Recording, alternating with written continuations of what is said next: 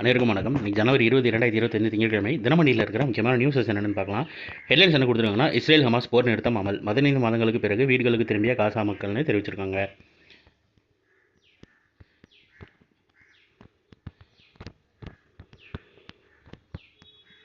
அடுத்ததாக சிஎன்ஜி பேருந்துகளால் மாதம் ரூபாய் 3 லட்சம் சேமிப்பு. போக்குவரத்து கழக அதிகாரிகள் தகவல் தெரிவிச்சிருக்காங்க. சிஎன்ஜினா கம்ப்ரஸ்டு நேச்சுரல் கேஸ்ன்னு சொல்லுவாங்க இங்கிலீஷில். அழுத்தப்பட்ட இயற்கை எரிவாயு தொழில்நுட்பத்தில் இயங்கும் பேருந்துகளால் மாதம் 3 லட்சம் சேமிக்கப்படுவதாக அரசு விரைவு போக்குவரத்து அதிகாரிகள் தெரிவித்துள்ளனர்னு தெரிவிச்சிருக்காங்க. இது மெயின்ஸ் படிக்கிறவங்களுக்கு மேபி யூஸ் ஆகலாம். சயின்ஸ் அண்ட் டெக்னாலஜியை ரியல் டைமில் இம்ப்ளிமெண்ட் பண்ணால் என்னென்ன மெரிட்ஸ் அண்ட் டிமெரிட்ஸ் நோட் பண்ணுறதுக்காண்டி இந்த பாயிண்ட் ஒன்றா எடுத்துக்கோங்க. அடுத்ததான் இன்றைக்கி நான் திருக்குறள் என்னன்றதை பார்த்துருவோம். எல்லாத எண்ணி செயல் வேண்டும் தம்முடு கொல்லாது உலகே. நம் நிலைமையோடு பொருந்தாதவற்றை உலகம் ஏற்றுக்கொள்ளாது. ஆகையால் உலகம் இகழ்ந்து தள்ளாத செயல்களை ஆராய்ந்து செய்ய வேண்டும்னு தெரிந்து செயல்வகின்ற அதிகாரத்தில் திருவள்ளுவர் சொல்லியிருக்காரு. ஒரு தொழில்நுட்ப வலிமையால் மக்கள் சக்தியை வலுப்படுத்தும் தேர்தல் ஆணையம் மனதின் குரல் நிகழ்ச்சியில் பிரதமர் புகழாரம்னு தெரிவிச்சிருக்காங்க. நம்ம நோட் பண்ண வேண்டியது என்னன்னா, சென்னை ஐஐடியின் எக்ஸ்டெம் மையத்துக்கு பாராட்டு. அதாவது சென்னை ஐஐடியின் எக்ஸ்டெம் மையம் விண்வெளி சார்ந்த தயாரிப்பில் ஈடுபடுவதற்காக புதிய உக்திகள் குறித்து பணியாற்றி வருகிறது. இந்த மையம் நீரை பயன்படுத்தாத காங்கிரீட் கட்டுமானங்கள் போன்ற புரட்சிகரமான நுட்பங்களையும் மேம்படுத்தி வருகிறது. எக்ஸ்டெம்மின் ஆய்வுகள் நாட்டின் ககன்யான் திட்டம் மற்றும் எதிர்கால விண்வெளி நிலையங்களுக்கு வலு சேர்க்கும். இதன் வாயிலாக தயாரிப்பு துறையில் நவீன தொழில்நுட்பத்துக்காக புதிய பாதை பிறக்கும் என்றார் பிரதமர் மோடின்னு தெரிவிச்சிருக்காங்க. இஸ்ரோவின் சமீபத்திய விண்வெளி திட்ட சாதனைகளையும் அவர் குறிப்பிட்டு பேசினார்னு தெரிவிச்சிருக்காங்க.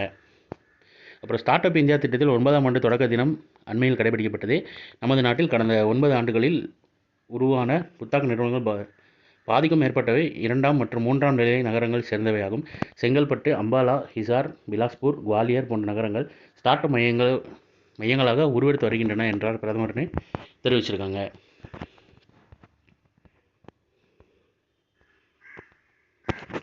அடுத்ததாக சிஆர்பிஎஃப் தலைமை இயக்குநராக ஞானேந்திர பிரதாப் சிங் நியமனம்னு தெரிவிச்சிருக்காங்க. மத்திய ரிசர்வ் காவல் படை அதாவது சிஆர்பிஎஃப் தலைமை இயக்குநராக டிஜின்னு கொடுத்துருக்காங்க. அஸ்ஸாம் காவல்துறை தலைவர் ஞானேந்திர பிரதாப் சிங்கை நியமித்த மத்திய பணியாளர் அமைச்சகம் ஆணையம் பிறப்பித்துள்ளதுன்னு தெரிவிச்சிருக்காங்க. ஒரு பேர் பார்த்துக்கோங்க, சிஆர்பிஎஃப் தலைமை இயக்குனர்னு தெரிவிச்சிருக்காங்க. அதாவது டிஜின்னு கொடுத்துருக்காங்க, டைரக்டர் ஜெனரல்னு நினைக்கிறேன். உங்களுக்கு எக்ஸாக்டாக அந்த டிஜிக்கு அப்ரிவேஷன் தெரிஞ்சால் கீழே கமெண்ட்டில் சொல்லுங்கள். அப்புறம் கோகோவில் இந்திய அணி உலக சாம்பியன் தெரிவிச்சிருக்காங்க.